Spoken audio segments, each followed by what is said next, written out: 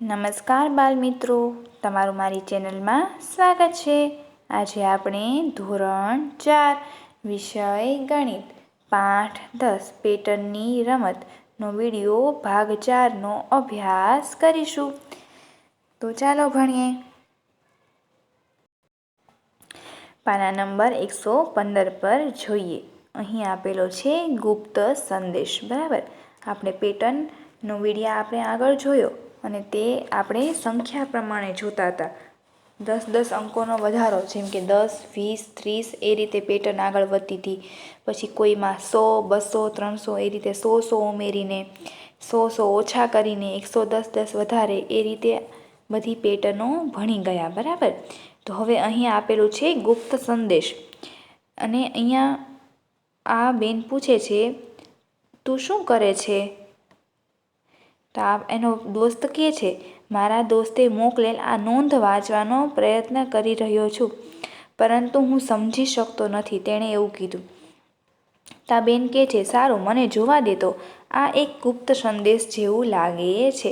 તેના ગુપ્ત સંદેશમાં અહીં શું લખેલું છે?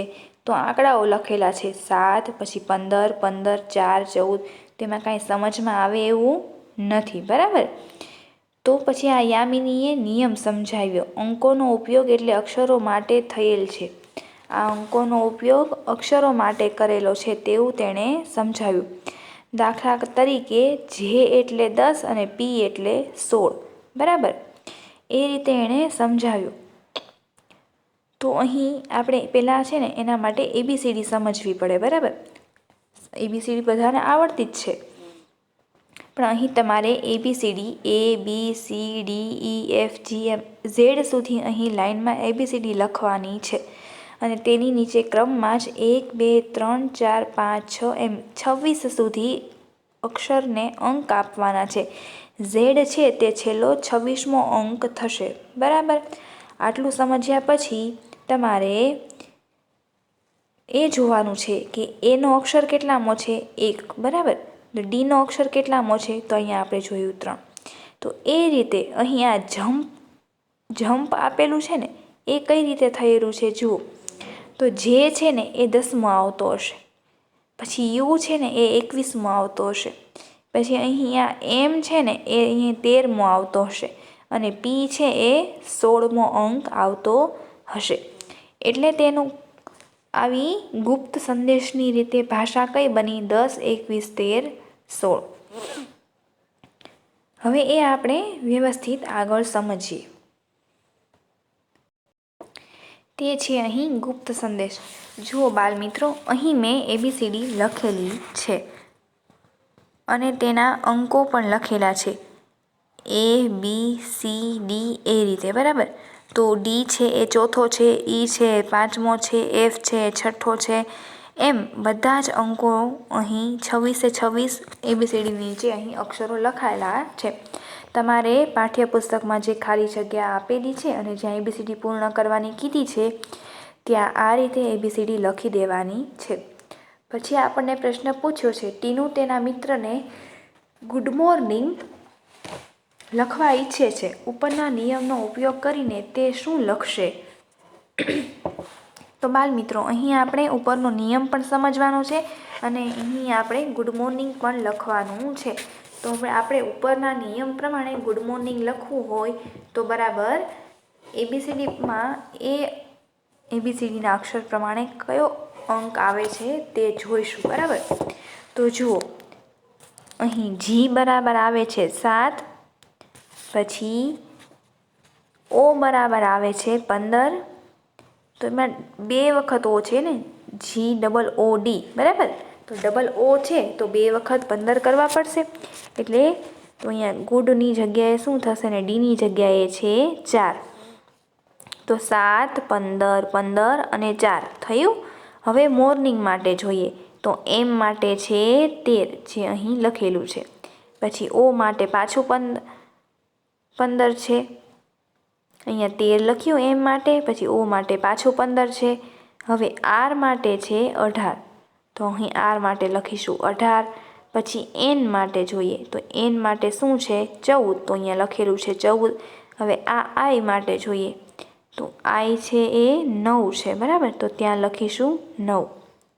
પછી પાછા એન આવ્યા, તો એન માટે તો આપણે જોયું તે છે 14, અને જી માટે પણ જોયું તો જી માટે છે 7, તો અહીં આપણે લખ્યું 7. તો આ ગુપ્ત સંદેશની ભાષામાં ગુડ મોર્નિંગને સાંખ્યની રીતે આવી રીતે લખાય કે સંખ્યા પ્રમાણે, બરાબર, એને ક્રમમાં નંબર આપી દીધો. ABCDની બદલામાં જેટલાનો ક્રમ છે એ તેના નંબર લખ્યા આપણે. હવે બીજું જોઈએ, તો એમાં બીજું એવી રીતે આપ્યું છે કે જો એ નિયમ બદલે અને બી માટે 1 અને ડી માટે 3 એ રીતે આગળ વધે તો લેટ અસ ડાન્સ કેવી રીતે લખાય. અહીંયા શું કીધું છે બાળમિત્રો, અહીં કીધું છે પાછો નિયમ થોડોક બદલાય. આ સિમ્પલ અને સાદું લખ્યું, બરાબર, ગુડ મોર્નિંગ. અહીંયા પેલું પણ આપેલું હતું જમ્પ, તે પણ આપણે એક વખત સમજી લઈએ. JUMP, બરાબર. તો જે માટે કયો અક્ષર છે 10, પછી યુ માટે 21, પછી એમ માટે 13 અને પી માટે 16. તો આ રીતે એનું શબ્દ થશે 10, પછી પાછા 13, પછી એમ માટે છે તે 10 પછી 21 આવશે, 10 પછી 21, પછી 13 અને પી માટે છે તે છેલ્લા 16. તો જમ્પને આ રીતે લખેલું છે. હવે જોઈએ એમાંથી થોડુંક અલગ, અને જે મેં અહીં બીજી ABCD લખી છે અને તેમાં આપણને કીધું છે જો થોડોક નિયમ બદલાય અને બી માટે આપણે 1, બીથી 1ની શરૂઆત કરવાની. હવે એને શું આપી દેવાનું 0, એને એથી શરૂઆત કરવાની નહીં, બીથી શરૂઆત કરવાની.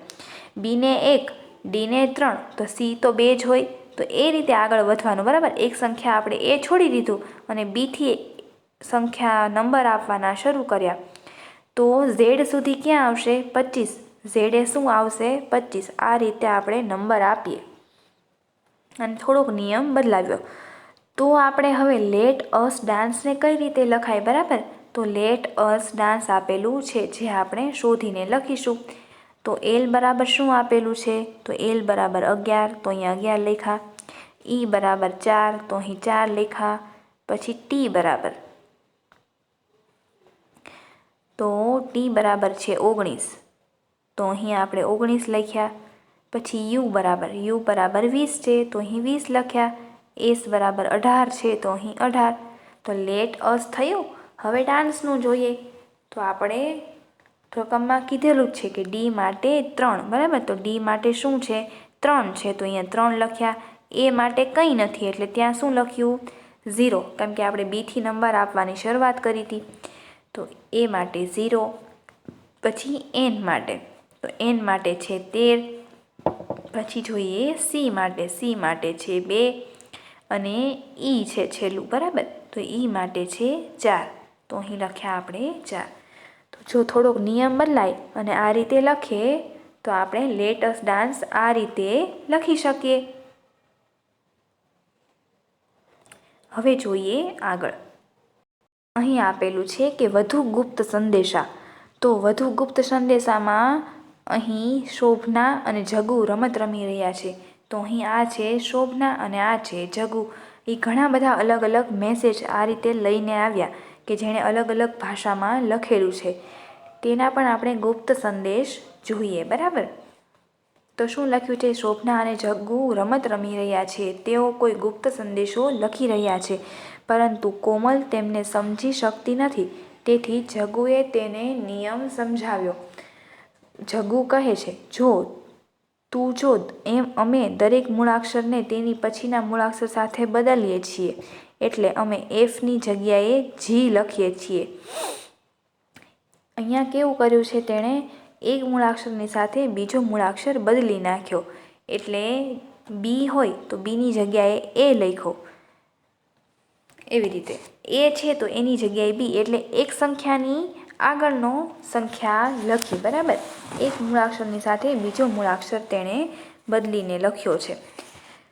તો એ પણ આપણે ABCD સમજીએ. પછી આ કોમલનો ગુપ્ત સંદેશ, શોભનાનો ગુપ્ત સંદેશ, એ બધો આપણે સમજીએ. તો જુઓ અહીં પણ છે વધુ ગુપ્ત સંદેશા, બરાબર. તો તેમાં આપણે શું સમજ્યા કે એકના સ્થાને બીજી અંક બદલી નાખેલો છે, બરાબર. તો બીની જગ્યાએ શું લખીએ, એની જગ્યાએ શું લખી દીધું, બીની જગ્યાએ સી, એમ એક એક અક્ષર આગળ લખતા ગયા અને ગુપ્ત સંદેશો એણે બનાવી નાખ્યો. જો આપણે ઉદાહરણ સમજીએ તો આપણને વધારે સમજાય. કોમલનો ગુપ્ત સંદેશ. કોમલનો ગુપ્ત સંદેશ શું છે? વી આર ફ્રેન્ડ્સ લખ્યું છે, બરાબર. કોમલનો ગુપ્ત સંદેશ શું છે કે વી આર ફ્રેન્ડ્સ. કોમલના ગુપ્ત સંદેશો એ રીતે હતો કે પહેલાં એણે એક્સ હતું, પછી એફ હતું, પછી બી, પછી એસ, એફ, પછી જી, એસ, જે, એફ, ઓ, ઈ અને ટી. એણે એ રીતે ગુપ્ત સંદેશો લખેલો હતો. તો આપણે તે પ્રમાણે જોતા જઈએ. તો જો એબીસીડીના એક્સ, તો એક્સ માટે શું છે? જો અહીં લખેલું છે, એક્સ માટે છે ડબલ્યુ, બરાબર. એક્સ માટે શું? ડબલ્યુ. એક એણે અક્ષર બદલી નાખેલો છે. તો આપણે જે આપણી સાચી એબીસીડી છે તે આપણે નીચે લખેલી છે અને એણે જે ગુપ્ત સંદેશના ભાષામાં જે એક અંક પાછળ લઈ લીધો છે તે આપણે એબીસીડી અહીં ઉપર લખેલી છે. તો એણે એક્સ માટે, અહીંયા ડબલ્યુ માટે તેણે શું લખેલું છે? એક્સ લખેલું છે. પછી ઈ છે, બરાબર. તો અહીંયા એફ છે. એણે પોતે સંદેશામાં શું લખ્યું છે? એફ લખ્યું છે. તો એફ માટે શું આવે? અહીં ઈ આવે, બરાબર. પછી બી છે. તો બી માટે શું આવે? આપણી ભાષામાં એ આવે. પછી એણે લખ્યો છે આર, એસ લખ્યો છે, બરાબર. તો એ એસ માટે શું આવશે? આર આવશે. તો આપણી ભાષામાં સાચી એબીસીડી પ્રમાણે શું થશે? આર થશે. પછી એફ લખ્યો છે તેણે, તો આપણી એફની ભાષામાં શું થશે? ઈ થશે, બરાબર. તો જો એ અહીંયા છે. પછી પાછો એણે જી લખ્યો છે, તો જીની ભાષામાં શું થશે? આપણી ભાષામાં એફ થશે. પછી તેણે એસ લખ્યો છે, તો એસની જગ્યાએ શું આવશે? આર આવશે, જે અહીંયા એક વખત આપણે આગળ લખેલું છે. પછી તેણે જે લખ્યો છે, જે માટે આઈ આવશે, તો એ અહીંયા લખ્યું છે. પછી જોઈએ એફ.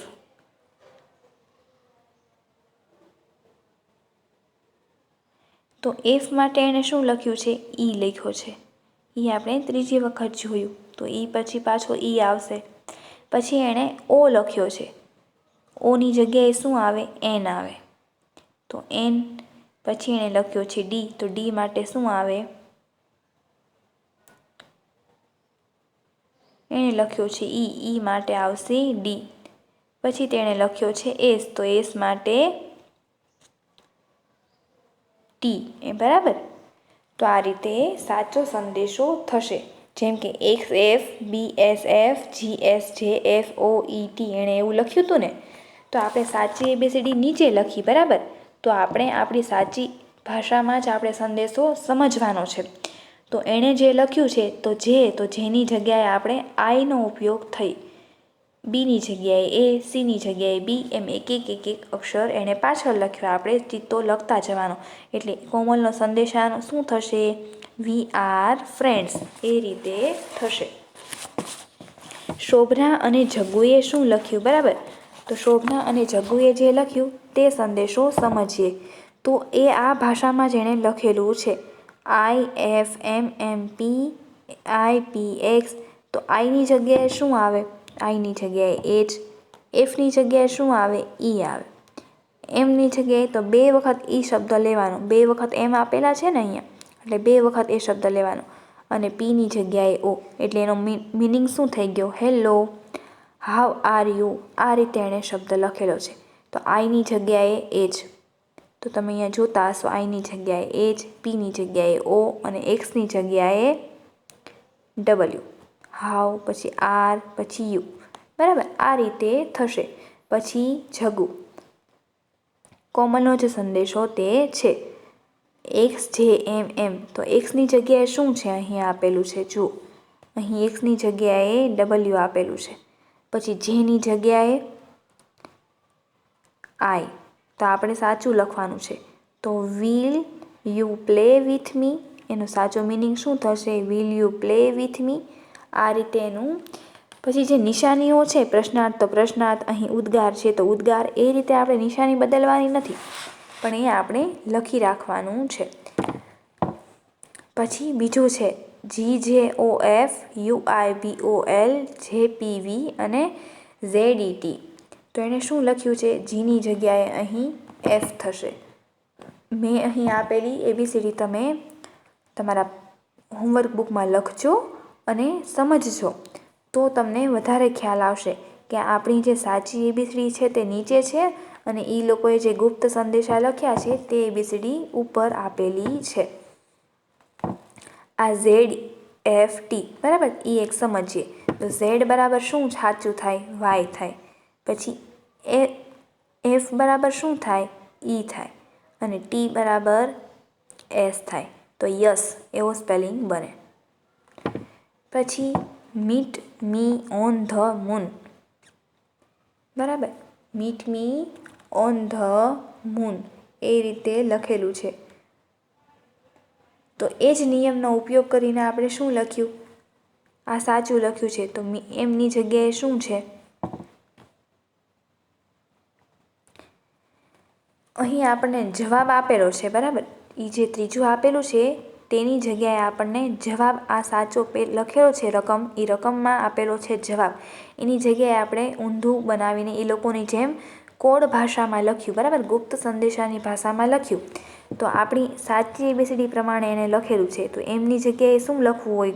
ગુપ્ત ભાષામાં લખવું હોય તો એમની જગ્યાએ શું આવે? N. પછી Fની જગ્યાએ શું આવે? E આવશે, બરાબર. એ રીતે થશે જે અહીં છે, બરાબર.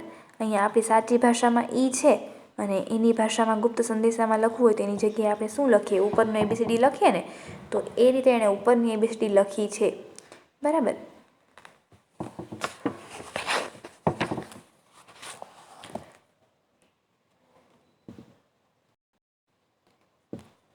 બાળમિત્રો, આપણે અહીં સુધી અભ્યાસ કર્યો. જો તમને ABCDમાં ન સમજાય તો તમે તમારા પાઠ્ય હોમવર્ક બુકમાં આ રીતે ABCD લખો અને તે પ્રમાણે સાચી ABCD નીચે અને એ લોકોની ગુપ્ત ભાષાની ABCD ઉપર લખીને સમજતા જશો અને એક એક અક્ષર બનાવતા જશો તો તમને સમજાશે.